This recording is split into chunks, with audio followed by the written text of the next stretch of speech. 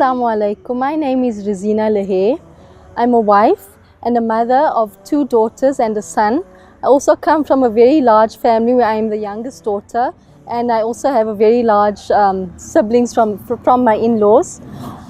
So basically I went into hijab about 10 years ago when I fell pregnant with my first child. It wasn't easy. I'd actually been for Hajj 2 years before that, and I thought that would be the milestone that would make me go into hijab, and I did, but I found it very difficult. So I had days where I was actually taking it off and I wasn't obviously dressing appropriately. My husband and I, we encountered some difficulties in conceiving. So when I eventually did fall pregnant, I was so overjoyed by this miracle that Allah had given me that I made a pact that I am going to start wearing hijab and dress modestly. So I started, that was in about 2007, 2008. I must say it's not an easy journey. Every day is a challenge.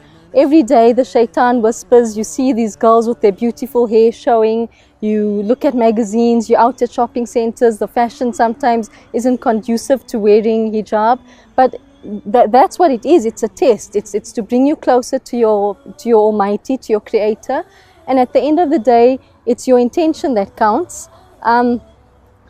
My advice to any girl that's wanting to start, I would say just do it. Start with small steps, even if you're just wearing a little bandana behind your head or a turban look or whatever it may be.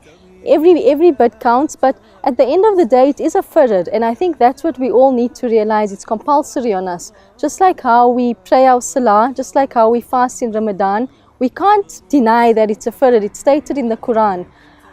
So however we do it, we just need to get it done. And a very wise lady once told me that when you start changing your outside, your inside will actually start to change. So it's not the other way around, that what's on the inside matters, and that you know, the usual mantras that we hear. If you start dressing modestly and changing the way you dress and your appearance to the outward world, you will see that your connection with the Almighty actually becomes deeper.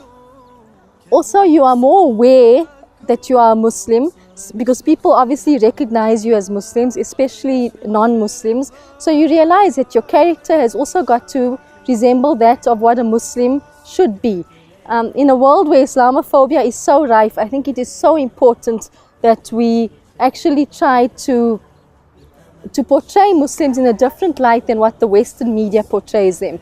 So if you're wearing a hijab, it's such a great opportunity to actually portray Islam in a peaceful manner, to portray Islam in a way that it is actually meant to be portrayed. The challenges that I faced were, I was working in a very large corporate, and obviously at that point I was actually the only one in hijab. So I used to get the strangest of questions, like, why are you covering your hair when the next girl isn't?